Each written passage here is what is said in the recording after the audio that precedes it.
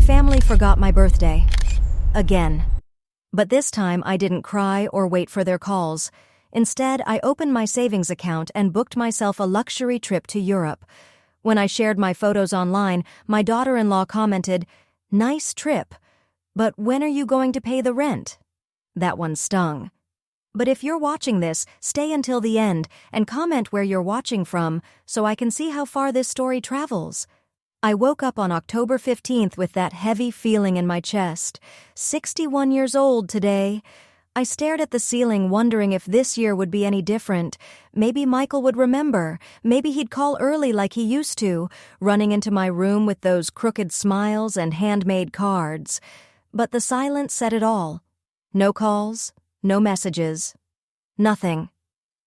I made myself coffee in my small apartment, the same quiet routine I'd followed since Harold passed away 3 years ago.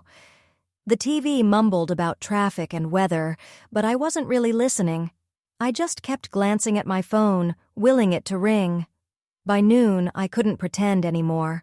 Michael had forgotten, so had everyone else. My sister Linda, only 2 hours away but emotionally worlds apart. My old coworkers from the insurance office where I'd spent 35 years filing papers and answering phones. Even Mrs. Peterson from next door, who used to bring me cookies every year when Harold was still alive. The only card I got was from my dentist, a cartoon tooth wearing a party hat that said, "Have a bright smile on your special day." I almost laughed, but it came out as something closer to a sob. The afternoon crawled by. I tried cleaning, organizing, doing anything to keep busy, but each quiet hour just made me feel smaller, like I was fading from everyone's world. Was this it? Was this what the rest of my life was going to be? Invisible? By 4 o'clock, I'd had enough. I grabbed my keys and drove to Michael's house. Maybe he was just busy. Maybe Addison had planned something. Their house was perfect, new, spotless, identical to every other one on the block. I'd even helped them with the down payment, using the savings Harold and I built together. It's for family, I'd told myself back then. That's what mothers do. Addison opened the door, still in her yoga clothes. "Oh, Diane, hi." Her smile didn't reach her eyes. "Hi, sweetheart," I said softly. "Is Michael home?" "He's still at work. Won't be back until 7. I held up a little gift bag. "I brought something for Tyler." "He's at soccer practice," she replied, shifting uncomfortably. "Was there something you needed?" Something I needed. Like being remembered? Like being loved? "No," I said, forcing a smile. "Just wanted to say hello." We stood in silence. Behind her, the living room looked like a magazine. Perfect, cold, distant. Even their family photos looked rehearsed. "Well, I should let you get back to your day," I said finally. "Sure. I'll tell Michael you stopped by." The door closed before I reached the porch. I walked back to my car slowly, my footsteps feeling heavier than ever. That evening, I sat alone with a small grocery store cake, one candle flickering on top. I told myself it was silly, but I needed something to mark the day. The frosting was too sweet, but I ate a slice anyway. At 8:30, my phone finally rang. Michael's name. My heart jumped. "Hi, Mom," he said. "Addison told me you stopped by." "I did," I said. "Just wanted to see how everyone was doing." "That's nice. Hey, could you watch Tyler next Saturday? Our babysitter canceled." "Of course." That's why he called. "Sure, honey. What time?" "Maybe around 6. We'll probably be back by midnight." We chatted for a few minutes. About soccer, about Addison's new job. Everything except the date. When he hung up, the room was quiet again. The candle had melted down to nothing, and the cake on the table had already gone stale. Would you have done the same? Taken that solo trip instead of waiting to be remembered? Let me know in the comments where you're watching from. And don't forget to subscribe. Sometimes the most powerful stories begin when we finally choose ourselves. I was 61 years old, and every day I felt like I was slowly disappearing. Not dying, just fading, becoming background noise in my own story. I looked around my apartment, really looked. Harold's old reading chair still sat in the corner. I'd never had the heart to sit in it myself. Our wedding photo hung on the wall, Both of us young, hopeful, full of plans. My nursing degree from 40 years ago, framed but slightly crooked. This was my life. 4 quiet walls and the memories they carried. And somehow none of it seemed to matter enough for anyone to remember the day I was born. The tears came then. Not dramatic ones, but the quiet kind that leave you hollow afterward. I cried for the birthday no one remembered, for the calls that never came, for the growing sense that I'd become furniture in my own family's life. But somewhere inside that emptiness, something began to spark. Not sadness this time, not self-pity, anger, real, steady anger, at being invisible, at being taken for granted, at always settling for crumbs when I deserved a place at the table. By the time I went to bed, that anger had cooled into something else. A quiet decision, fragile but real. Tomorrow, I'd stop waiting for my life to matter to other people. Tomorrow, I'd make it matter to me. I barely slept that night. Every time I closed my eyes, I saw Michael at 7 years old, standing on tiptoe trying to make me breakfast for my birthday. Burned toast, spilled orange juice, and the proudest smile in the world. When had that changed? When had I turned into someone he only called when he needed help? The next morning I sat at my kitchen table, laptop open to my bank account. The numbers looked unreal. After Harold's insurance, his pension, and our savings, there was about $47,000 sitting untouched. It was supposed to be my safety net, my emergency fund, my just in case. But just in case what? A future where I kept fading into the background? I started scrolling through travel websites, Paris cafes, Roman fountains, stone streets in Barcelona.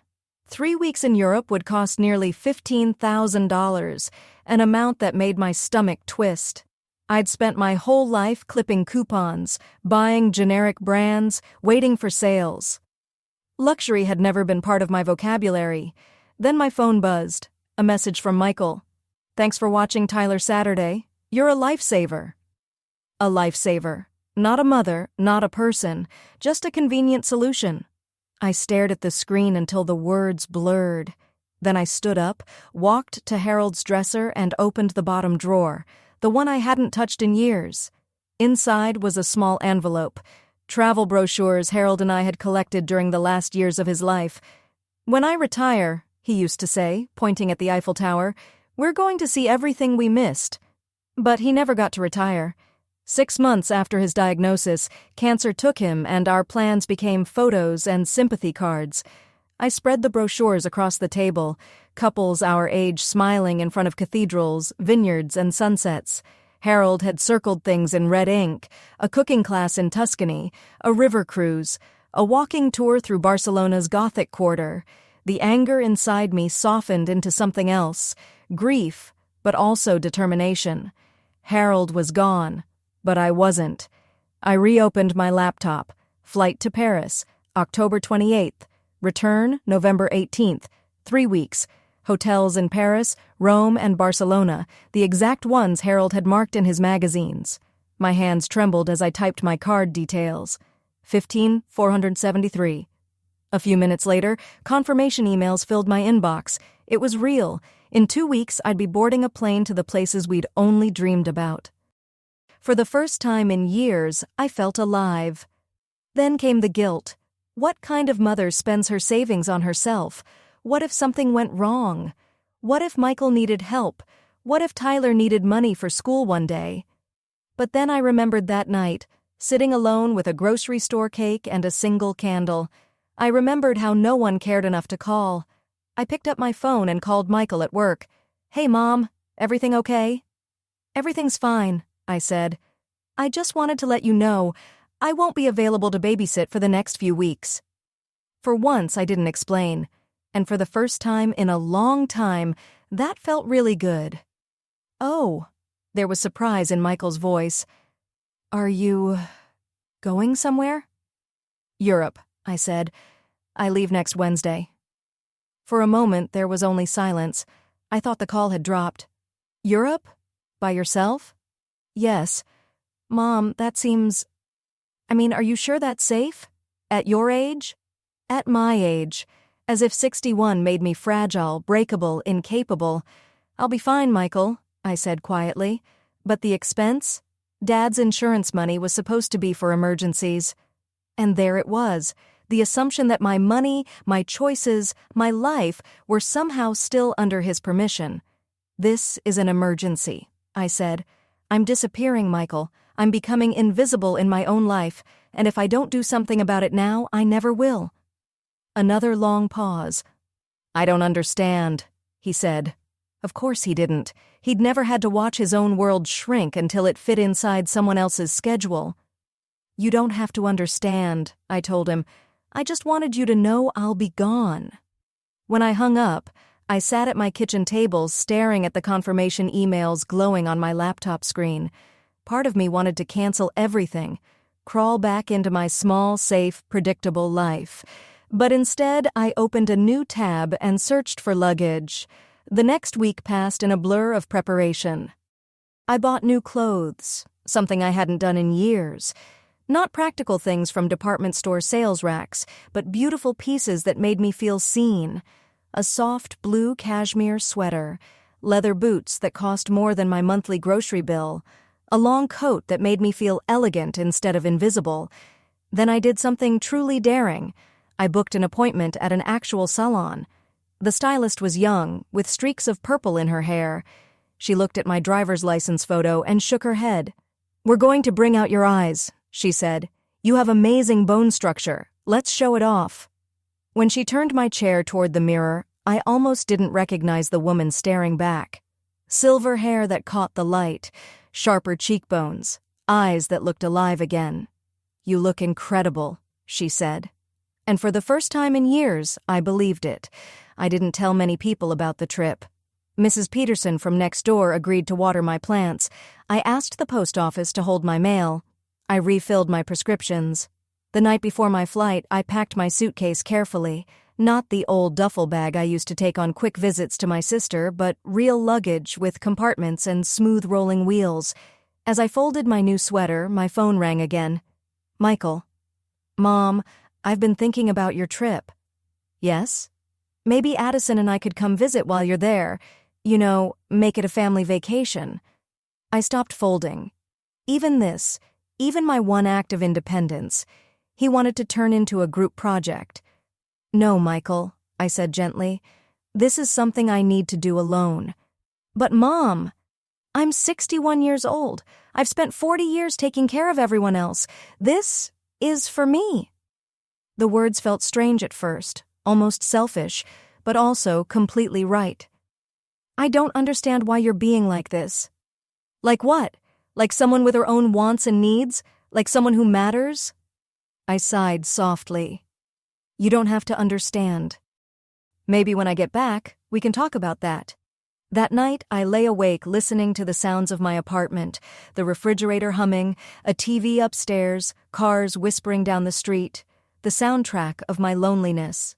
Tomorrow, I'd hear new sounds, airport announcements, jet engines, languages I didn't understand. I'd sleep in unfamiliar beds, taste food I'd never tried, and see places I'd only dreamed about. For the first time since Harold passed, I felt something I hadn't felt in years, excitement for tomorrow. The airplane food was terrible, but I didn't care. I had a window seat watching the Atlantic stretch endlessly below, and for the first time in a long time, I felt awake, truly awake. The older man beside me was reading a French phrase book, quietly practicing under his breath. When he caught me smiling, he said, "First time to Paris?" "Yes, first time anywhere," I admitted. "You're in for a treat," he said warmly. "My wife and I went for our 50th anniversary last year. It changed how we see everything." I wanted to ask what he meant, but the flight attendant appeared with customs forms, and the moment slipped away, though his words stayed with me. When the plane descended through the clouds toward Paris, I pressed my forehead to the glass. The hotel was like something out of a dream. Marble floors, chandeliers, a concierge whose French-accented English made even directions sound elegant. My room was on the 4th floor, with tall windows overlooking tree-lined streets and graceful iron balconies. I set my suitcase down and walked to the window. For a long moment, I just stood there, watching the city breathe beneath me, and realizing that, for the first time in years, I was exactly where I was meant to be. Below me, Paris was alive.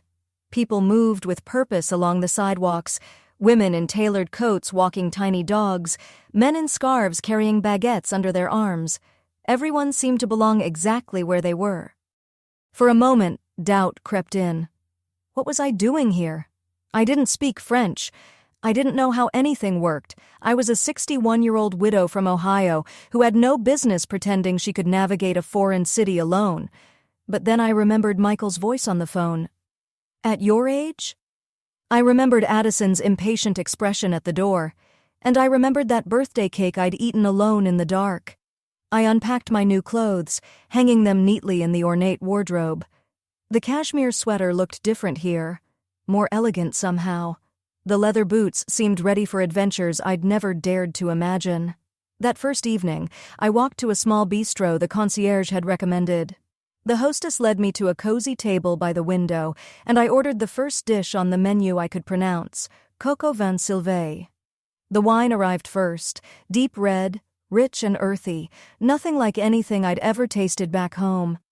By the second sip, I felt my shoulders relax for the first time in months. When the food came, it was a revelation. The chicken fell off the bone, the sauce was warm with wine and herbs, and each bite seemed to wake up something inside me that had been asleep for years. Outside the window, Paris moved on, a couple arguing passionately in rapid French, two teenage girls sharing a cigarette, laughing into the night, an elderly woman pushing a small cart full of groceries, nodding politely to strangers. No one looked at me with pity. No one expected anything from me. I was just a woman having dinner, invisible, in the best possible way. Over the next few days I found a rhythm I'd never known before. I woke when my body wanted to wake. I ate breakfast on the hotel terrace, strong coffee and croissants that flaked butter onto my fingers. I wandered through neighborhoods whose names I couldn't pronounce, getting lost and finding my way again.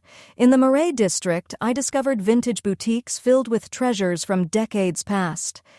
One shop owner, a woman about my age with silver hair cut in a sharp bob, helped me try on a vintage Hermès scarf. "Très belle," she said, adjusting it around my neck. "Very beautiful." In the mirror, I saw someone new. A woman with poise, with confidence, with presence. The scarf cost more than I'd usually spend in 6 months, but I bought it anyway. It wasn't about the price. It was about who I was becoming. At the Musée d'Orsay, I stood before Renoir's paintings of women, luminous, joyful, alive. They weren't young, most of them. They had lines around their eyes, soft shapes, and a kind of beauty that came from living fully. When had I stopped believing I was allowed to take up space in the world? I started taking photos, not of landmarks but of moments. An old man feeding pigeons in the Luxembourg Gardens, a woman my age reading at a cafe looking perfectly content, a mother teaching her daughter to ride a bicycle along the Seine, both of them laughing when the child wobbled. Each night I uploaded a few pictures to Facebook with simple captions.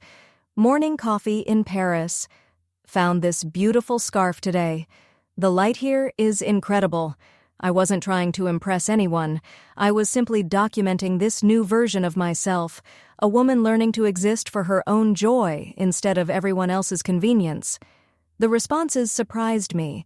Former co-workers I hadn't heard from in years left kind, encouraging comments. Mrs. Peterson from next door wrote, "You look so happy, dear." Even some of Michael's old friends, people I barely knew, began following my journey with genuine interest. But nothing from Michael, nothing from Addison.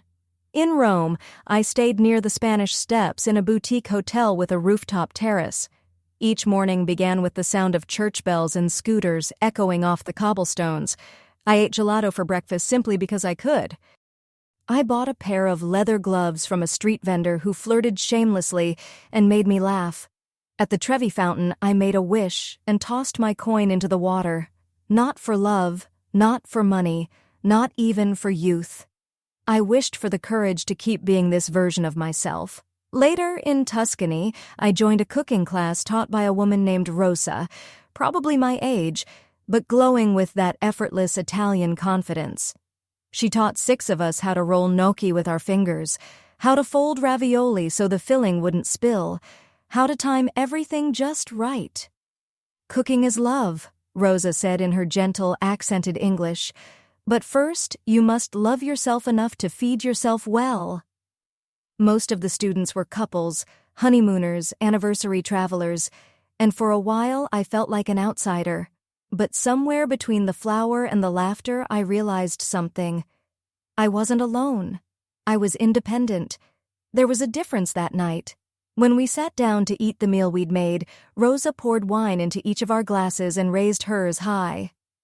"To new friends," she said with a smile, and then, looking straight at me, "and to women brave enough to cook for themselves." Tears filled my eyes. Not sad tears, but the kind that come when someone truly sees you, when they recognize your worth without you having to explain it. Later that night, I posted a photo of my handmade ravioli, golden and perfect on a white plate. The caption read, "Learning that I'm good company for myself." The responses came almost instantly. Women my age, and older, shared their own stories. Widows who had learned to travel alone, divorcees who'd started new careers at 60, mothers whose children had grown up and moved away, who were now rediscovering who they were beyond their roles as caregivers. I stayed up late reading every comment, feeling part of a sisterhood I never knew existed, women who understood what it meant to fade into the background of their own lives, and who had found the courage to step into the light again. In Barcelona, I rented a small apartment in the Gothic quarter instead of staying in a hotel. Just for 1 week, I wanted to pretend this was my real life, that I was the kind of woman who shopped at local markets and spoke halting Spanish to patient vendors. Every morning, I bought flowers from the same elderly woman at the corner stall. She began saving her best blooms for me, teaching me their names in Spanish: rosas, claveles, girasoles. I ate dinner late, the way locals did, sitting at small tables under strings of warm lights, watching street performers dance and listening to languages I didn't understand, but somehow felt deep in my bones. One afternoon, I bought a red flamenco dress from a shop near the cathedral, dramatic, flowing, and completely impractical for my life back home. But maybe that was the point. Maybe I was learning that my life back home didn't have to be what it was before. On my last night in Barcelona, I wore that dress to dinner at a little restaurant the apartment owner had recommended. The waiter, a man about my son's age, smiled and said in a mix of Spanish and English, "You look beautiful, señora, like a true Barcelona woman." And I believed him. I felt beautiful. More than that, I felt alive, fully, joyfully alive in a way I hadn't in years. But as I walked back through the narrow, lamplit streets, my phone buzzed with a notification. Someone had tagged me in a comment on one of my photos. I looked at the screen and felt my confidence falter. It was from Addison. Her comment stopped me cold. "Nice to see you living it up in Europe, Diane. But maybe think about your family back home. Michael's struggling with the mortgage, and Tyler needs new soccer cleats. But I guess that doesn't matter when you're busy playing tourist. Hope the fancy hotels and expensive dinners are worth it. By the way, when are you planning to pay back that rent money you owe?" I froze on the cobblestone street. The flamenco dress that had made me feel so vibrant now felt like a costume. The phone's light glared against the amber glow of the street lamps as I read her words again and again. Rent money I owe? The post she'd commented on was harmless, just a photo of my paella, golden rice glistening with saffron and seafood, captioned simply, "Last night in Barcelona, grateful for this incredible experience." But now, thanks to Addison's public comment, anyone who saw it would think I was some selfish woman off enjoying herself while her family suffered. Worse, that I'd borrowed money and refused to pay it back. I scrolled through the replies already piling up. Strangers, friends of Michael and Addison, chiming in with their judgments. "Wow, that's cold, Diane. Family should come before vacations. I'd never leave my kids behind like that." Each comment felt like a slap. I wanted to respond.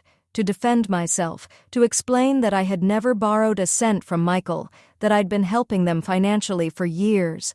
But I knew if I answered, it would only make things worse. A public family fight for everyone to watch.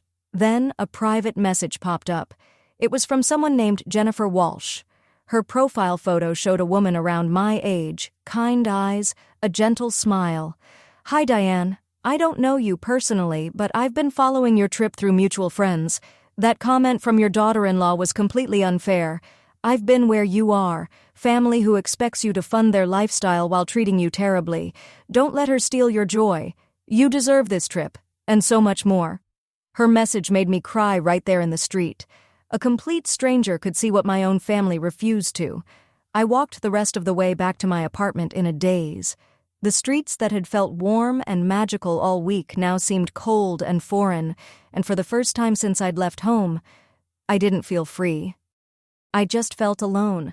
I climbed the narrow stairs to my temporary home, my heels echoing through the stairwell like a metronome of anger and disbelief. Inside, I poured myself a glass of red wine from the bottle I'd bought at the local market and sat at the little balcony table overlooking the Gothic Quarter. The medieval buildings that had seemed so magical that morning now looked ancient and watchful, silent witnesses to my humiliation. I opened my laptop and stared at Addison's comment glowing on the screen. I started typing a response. Deleted it. Started again. Deleted it again. Every sentence sounded either too defensive or too cruel. What could I possibly say that wouldn't make things worse? Finally, I closed the computer and picked up my phone. Michael answered on the second ring. "Hey, Mom, how's the trip?" His tone was cheerful, casual, as if his wife hadn't just dragged me through the mud in front of everyone I knew. "Michael, we need to talk about Addison's comment." A pause. "What comment?" "The one she just posted on my Facebook. About rent money I supposedly owe you." Silence. Longer this time. "Oh, that." "That what, Michael? I've never borrowed money from you in my life." "Well, not borrowed exactly." His voice trailed off. "Then what exactly?" I could hear Addison talking in the background, her voice sharp and muffled. Finally, he sighed. "We've just been having some financial trouble. The mortgage is higher than we expected, and Addison had to cut back her hours at the boutique. We were hoping you might be able to help out, like you did before." There it was, the unspoken expectation that had been hanging between us for years. "So, because I haven't offered money lately," I said slowly. "Addison decided to publicly shame me for it?" "She's just stressed, Mom. Things have been tight." "Money's been tight for me too," I said. "Do you even know how I'm paying for this trip?" "With the savings your father and I spent 30 years building, money I was too afraid to touch because I thought I might need it for emergencies or to help family if they needed it. But we do need it." His words landed like a stone. No apology, no acknowledgement that what Addison had done was cruel, just that single justification. "We need it." "Michael," I said, my voice trembling now, "I helped with your down payment. I paid Tyler's medical bills when he broke his arm. I've babysat countless times so you and Addison could have your nights out. I've never asked for anything except a little respect." "I know, Mom, and we appreciate—" "Do you?" "Because your wife just told the world I'm selfish for spending my own money on myself." I could hear muffled arguing on his end. Finally, he came back. "She's willing to delete the comment." "That's not the point," I said quietly. "The point is that she felt entitled to post it at all." "Look, Mom, maybe this trip just isn't the best timing with everything going on." Something inside me broke. "What exactly is going on, Michael?" I snapped. "You have jobs, you have a house, you have a healthy family. What you don't have is a mother who's going to keep sacrificing her happiness to subsidize your lifestyle." The words were harsher than I intended, but I didn't take them back. "Mom, that's not fair." "What's not fair," I said, "is being attacked publicly because I dared to enjoy something for myself." And before he could answer, I hung up. My hands were shaking, not from hurt this time, but from anger. clean, focused anger. I opened my laptop again. Addison's comment was still there, and worse, it had grown. New replies, new judgments, people who knew nothing about me deciding I was selfish, irresponsible, heartless. And then I saw it. What made my blood run cold? She hadn't just commented once. She'd gone back through my entire photo album, leaving little landmines of cruelty disguised as jokes. On my photo at the Eiffel Tower. Must be nice to have that kind of disposable income. Some of us have responsibilities. On my hotel room in Rome. Looks expensive. Hope it's worth leaving your family behind. On my cooking class in Tuscany. Learning to cook for one seems about right. Each comment looked harmless on the surface, almost playful, but every word dripped with poison, and people were responding to her, liking her comments, laughing, turning her lies into truth. I sat back, my stomach churning. She'd gone out of her way to twist every joy I'd shared, every piece of beauty, every proud moment, into evidence of selfishness. She was rewriting my story, one post at a time. Then my phone buzzed, a message from Jennifer Walsh. I saw the other comments. That woman is toxic. What she's doing is emotional abuse. You've done nothing wrong, Diane. Don't let her take this from you. Another message followed from someone named Susan. My daughter-in-law did something similar last year. She made me feel guilty for every penny I spent while expecting me to fund their lifestyle. Setting boundaries was hard, but it saved my sanity. And then another. Diane, you don't know me, but I've been following your story. You look happier in those photos than most people do in their entire lives. Don't let anyone take that away from you. I set my phone down, tears blurring the screen. These women, complete strangers, saw me more clearly than my own family ever had. And in that moment, I realized something powerful. They weren't just sending messages, they were handing me permission. Permission to stop apologizing for being alive. Permission to stop explaining my happiness. Permission to finally take my life back. The messages kept coming. Women who understood. Women who had lived through the same kind of quiet manipulation. Women who saw what was happening for exactly what it was. With each message, the tight knot in my stomach began to ease. I looked out over the Gothic Quarter one last time, at the ancient stones that had witnessed centuries of love, betrayal, and renewal. In the morning, I would fly home to Ohio, back to my small apartment and my quiet routines. But I knew something fundamental in me had shifted. I'd remembered who I was beneath all the roles: wife, mother, caregiver, problem solver. I'd tasted freedom and independence, and I wasn't about to give those up again. I closed my laptop without replying to Addison's comments. Let her have her moment of petty victory. Because when I got home, we were going to have a very different kind of conversation. For the first time since that awful night, I smiled. She had no idea what she'd awakened in me, but she was about to find out. The flight home felt like traveling backward through time. Each mile closer to Ohio peeled away a layer of the confidence I'd built overseas.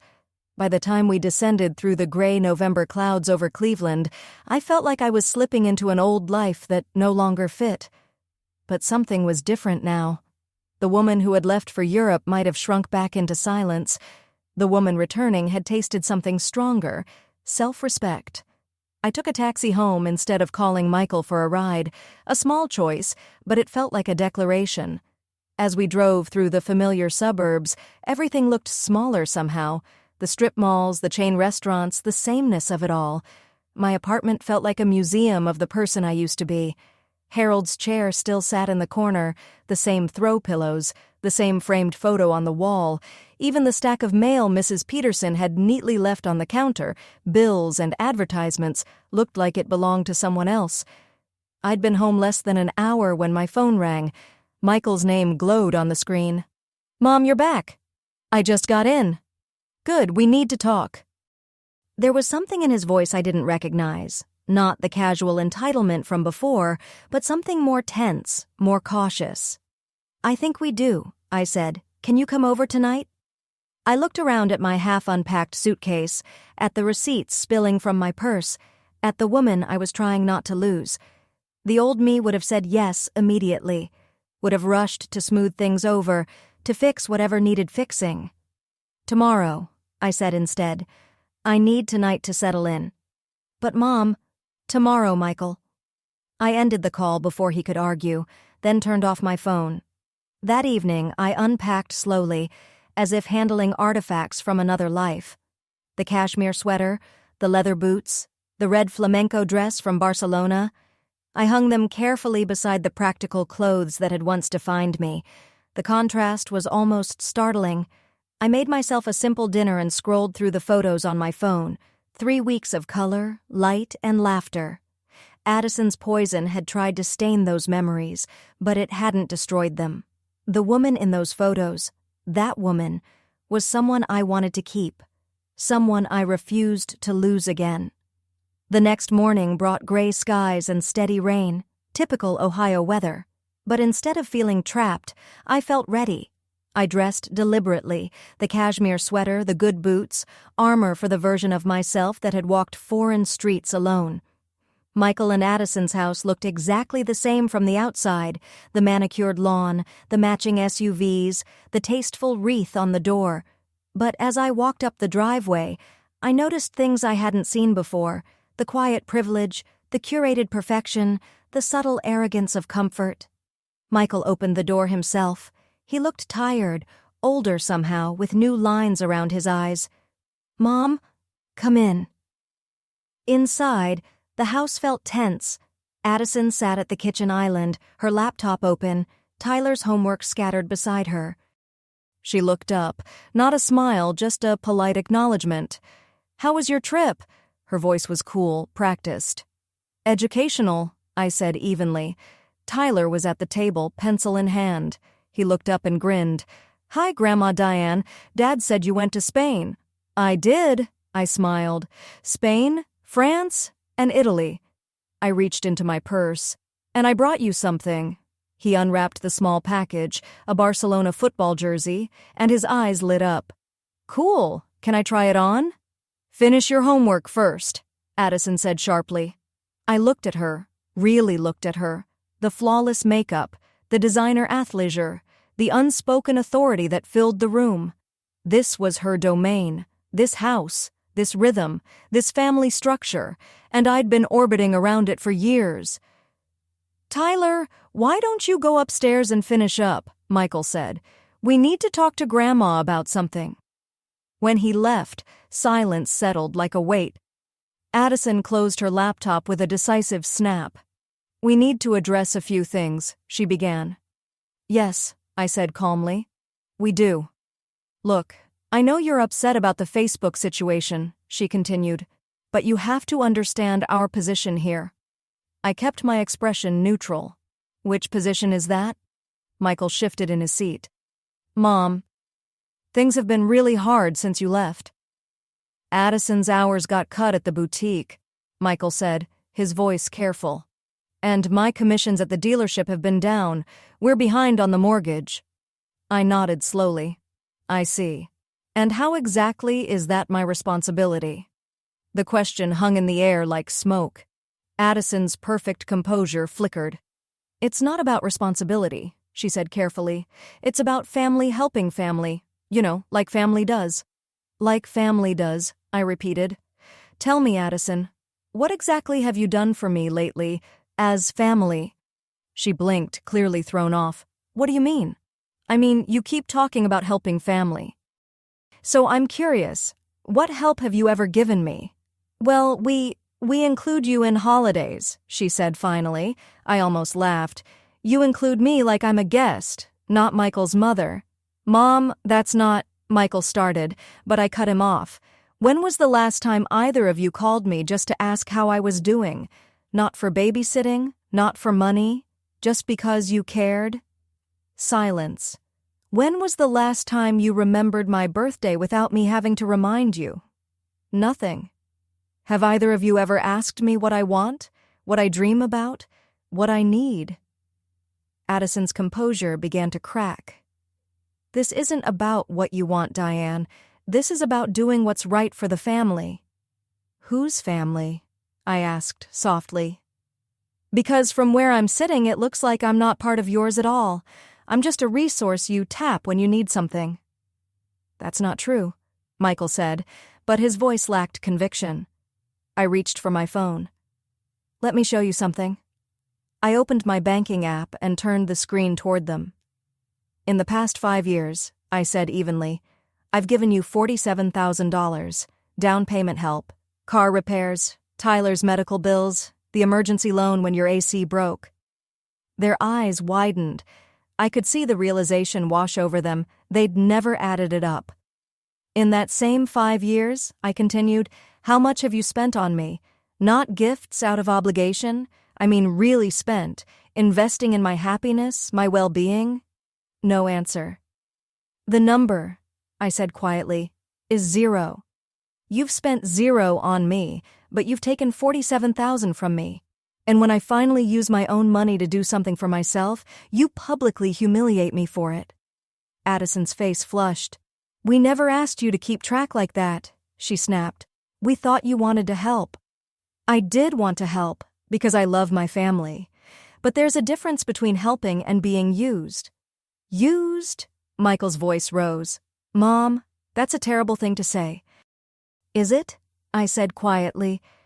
Tell me, Michael, if I got sick tomorrow, if I couldn't take care of myself, would you be there for me the way I've been there for you? They both hesitated, exchanging a look that said more than words ever could. Of course we would, Addison said finally, but it sounded rehearsed. Would you? I asked. Or would I just be another burden, another expense on your tight budget?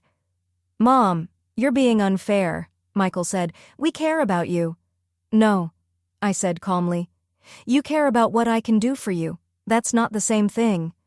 I stood up, smoothing my sweater. Let me show you something else. I opened the photo gallery on my phone, not the polished pictures I'd posted online, but the candid ones I'd kept for myself. Me laughing with Rosa in the cooking class, me trying on the vintage scarf in Paris, me sitting alone at a cafe in Barcelona, sunlight on my face, looking truly content.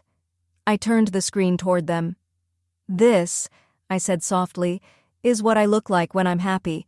When was the last time you saw me look like this here? They stared at the images, but neither spoke. I learned something on that trip, I continued. I learned that I'm good company for myself, that I can make my own decisions, live my own life, and be perfectly fine without constantly fixing everyone else's problems. So what are you saying? Addison asked, her voice sharp, defensive. I'm saying the old arrangement is over. I'm not your emergency fund. I'm not your automatic babysitter. I'm not your safety net for every problem you create. Mom, you can't just cut us off, Michael said, panic creeping into his voice. I'm not cutting you off, I said. I'm setting boundaries. If you want a relationship with me, it needs to be built on respect and love, not financial dependence. Addison stood abruptly, her face red. This is ridiculous. You're being selfish and dramatic. I looked at her for a long moment. Addison, you went through my Facebook photos and left cruel comments to make me feel guilty for being happy. You tried to turn my joy into shame, and now you call me dramatic? Her face went pale. I think you should leave, she said quietly. I was planning to. I walked toward the door, then turned back. Michael, I said, if you ever want a real relationship with your mother, not your bank account, you know where to find me. But if you choose to stay with someone who treats me like this, then that's your choice. I left them sitting in their perfect kitchen, surrounded by everything my money had helped them buy. As I drove home through the gray Ohio afternoon, I felt something I hadn't expected. Relief. For years I'd feared that setting boundaries would mean losing my family. But now I realized I'd never truly had them to lose. What I had regained, though, what I had fought for and finally found, was myself. The war wasn't over, but the first battle had been won. 3 weeks passed in silence. No calls from Michael, no messages from Addison, no sudden emergencies that required my immediate help. For the first time in years, my phone stayed quiet, and I discovered something beautiful. That quiet wasn't lonely. It was peaceful. I used the quiet weeks to rebuild my life, not drastically, but meaningfully. I moved Harold's old chair to face the window instead of the television, creating a small reading nook filled with light. I hung the photos from my European trip along the hallway, a gallery of joy I passed every morning. I bought fresh flowers for my kitchen table, the way I had in Barcelona. Most importantly, I started cooking for myself again. Real meals, not reheated leftovers, not microwave dinners. Rosa's ravioli recipe became my favorite, each careful step a reminder of how far I'd come, and I started saying no. When the church called asking me to coordinate the holiday bake sale, I politely declined. When Mrs. Peterson hinted she could use help with her Christmas shopping, I suggested she hire one of the neighborhood teens. Each no felt like a tiny liberation, a door quietly closing on the person I used to be. One Thursday afternoon in early December, I was wrapping Christmas gifts I'd actually chosen with care, not out of guilt or duty, when the doorbell rang. Through the peephole, I saw Michael. He was still in his work clothes, his tie loosened, his hair rumpled, like he'd been running his hands through it. I opened the door but didn't invite him in. "Mom." "Michael." We stood there for a long moment just looking at each other. He seemed smaller somehow, less sure of himself than I'd ever seen him. "Can I come in, please?" I stepped aside, but didn't offer coffee, didn't tell him to sit. Old habits I was learning to break. He stood in the living room, glancing around like he was seeing it for the first time. His eyes lingered on the framed photos from Europe, then the fresh flowers on my table. "The place looks different," he said quietly. "I've made some changes." "Mom, we need to talk." "I'm listening." He took a deep breath. "Addison and we've been having problems." I said nothing. For once, I wasn't going to fill the silence for him. "She's been angry since the day you left," he continued. "Really angry. At first it was at you, but then..." "Then what?" he exhaled. "Then I started thinking about what you said, about how we treat you, and I realized you were right." The words hung there, simple but heavy. He sat down on the couch, shoulders sagging. "I never meant for it to be that way, Mom. I swear I didn't." "But it was that way," I said softly. He nodded. "Yeah, it was." We sat in silence for a while. Outside, I could hear children laughing in the courtyard, carefree, the way I was still learning to be. Then Michael spoke again. "Addison told me I had to choose between supporting her version of things or having a relationship with you." My heart clenched. "And I told her," he said, voice trembling, "that any woman who would make me choose between her and my mother wasn't someone I wanted to be married to." I stared at him. "What?" "We're getting divorced, Mom. I filed the papers last week." The news hit me like a physical blow. Not from sorrow, but from the weight of what it meant. For Michael, for Tyler, for the family they'd tried to build. "Michael, I never wanted this." "I know," he said quietly. "This isn't about you." "Well, not entirely." He looked up, and for a moment, I saw Harold in his eyes. The same steadiness, the same humility. "She showed me who she really was when she attacked you online. The woman I married wouldn't have done that. Or maybe she would have, and I just never wanted to see it." "What about Tyler?" "Joint custody," he said. "Half the time with me. He's been asking about you, about your trip. He wants to see the pictures." "He's welcome any time." Michael nodded slowly. "That's actually why I'm here." He leaned forward, his voice softer now. "I want to ask you something, but before I do, I need you to know." "It's okay to say no. I'll understand if you say no." I raised an eyebrow. "All right, go on." "Tyler and I need a place to stay while the house sells and I figure things out. Addison gets to keep it temporarily, but I can't afford the mortgage anyway." He hesitated, his voice unsteady. "I was wondering if we could rent your spare bedroom for a few months. I'd pay you actual rent, market rate, and help with groceries and utilities, equal partners, not you taking care of us." His words hung in the air. 3 months ago, I would have said yes immediately, would have moved mountains to make room for him. But now, I paused. I actually considered what that would mean for me. What would that look like day to day? He looked startled. What do you mean? I mean, what are your expectations? Would you expect me to babysit Tyler while you work? Cook dinner every night? Clean up after you? Michael's face reddened. No, God, no. Mom, I'm 38 years old. I can take care of myself and my son. I'm not asking for a favor. I'm asking to rent a room. And if Tyler gets sick, I'll take time off or hire a sitter. You're his grandmother, not his backup parent. I studied him carefully, searching for that old entitlement that used to live behind his words. But it wasn't there. What I saw instead, for the first time in years, was humility and respect. And maybe a man who had finally learned what family really meant. There was genuine respect in his voice, something I hadn't heard in years. What about Addison? I asked quietly. Would she be coming here to pick up Tyler?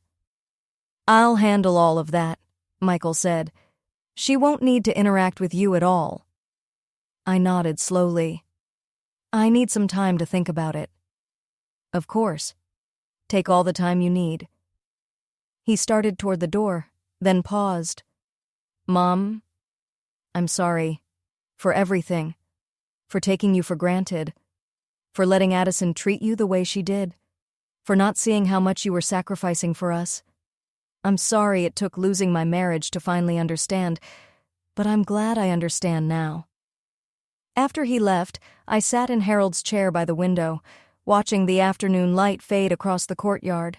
The old me would have called him back right away. Would have assured him of course he and Tyler could stay. Would have started mentally rearranging my life to make theirs easier. But I didn't. I made myself a cup of tea. And I thought, having Tyler around again would be wonderful. I'd missed his bright chatter, his endless curiosity, the way he'd fall asleep on my shoulder during movie nights. And Michael, for the first time in years, was approaching me as an equal, not as a son expecting help, but as a man asking for it. Still, I'd worked hard to reclaim my independence. Was I ready to share my space again, even temporarily? That evening, I called my sister, Linda, something I rarely did anymore. Diane, is everything okay? Everything's fine, I said. I just wanted to talk. I told her about Michael's request, the divorce, and how different he'd seemed. What do you think I should do? Linda was quiet for a moment. Honestly, a year ago I would have told you to run. You've always been too generous with that boy and he's taken advantage of it. But the way you describe him now, it sounds like he's finally growing up. So, you think I should say yes? I think, she said softly, you should do whatever feels right for you. Not for Michael, not for Tyler, for Diane. That night, I lay in bed thinking about that question. What did feel right for me? And when the answer came, it was crystal clear. 2 days later, Michael came back for my decision. This time, I invited him to sit at the kitchen table and poured 2 cups of coffee. I've thought about your request, I began, and I'm willing to try it. With conditions. Hope flickered in his eyes. What conditions? I pulled out a piece of paper where I'd written everything down. First, this is a rental agreement between adults. You'll pay $800 a month including utilities. You buy your own groceries and cook your own meals, though you're welcome to join me for dinner if you ask ahead of time. He nodded. Fair. Second, I'm not Tyler's childcare provider. I'm happy to spend time with my grandson, but it has to be because I want to, not because you need me to. Understood. Third, you maintain the common areas. You do your own laundry, you clean up after yourself, and teach Tyler to do the same. Of course. Fourth, this arrangement is month to month. Either of us can end it with 2 weeks' notice if it isn't working. That's fair. And fifth? I looked him in the eye. If Addison ever comes here and treats me with disrespect, you're both out immediately. I won't be attacked in my own home. Michael's jaw tightened. She won't be a problem. See that she isn't? He reached across the table and took my hand. Thank you, Mom. You're saving our lives. No, I said gently. I'm offering you a fair arrangement. You're saving your own lives. He smiled, and for the first time in years, it looked real. When can we move in? Next weekend? That evening, I called Tyler. He answered on the second ring, breathless with excitement. Grandma Diane, Dad said we get to live with you for a little while. That's right, I said, smiling. Are you excited? So excited. Can I see all your pictures from Europe?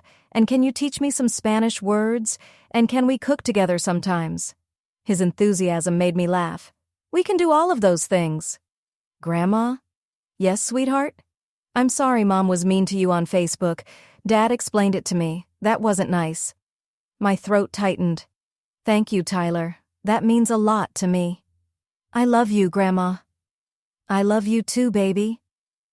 After I hung up, I looked around my quiet apartment, the space that would soon be filled again with the sounds of family. But this time, it would be different. This time, I wouldn't disappear into their needs. I wouldn't shrink to make room for everyone else's comfort. This time, I would stay whole. 6 months later, Michael and Tyler moved into their own apartment across town. Our living arrangement had worked beautifully, built on mutual respect and affection, not guilt or obligation. Tyler still came over every Sunday for our cooking lessons. Michael called regularly just to talk, not to ask for anything. I kept traveling, not elaborate European adventures, but weekend trips to places I'd always wanted to see. I took a ceramics class, I joined a book club, and I started dating a kind widower named Frank, who treated me like I was worth his time and attention. Every morning, I woke up in my own space, surrounded by the life I'd chosen. Some days, Tyler's artwork hung proudly on my refrigerator, proof of the love we shared. Other days, fresh flowers filled my vases, proof of the love I'd learned to give myself. The invisible woman was gone. In her place stood someone I was finally proud to be. Now I'm curious about you, the one who listened to my story. What would you have done if you were in my place? Have you ever gone through something similar, where you had to reclaim yourself after years of being overlooked? Share your thoughts in the comments. And while you're here, I've left 2 more stories on the final screen, real viewer favorites that will absolutely surprise you. Thank you for watching, and for staying until the end.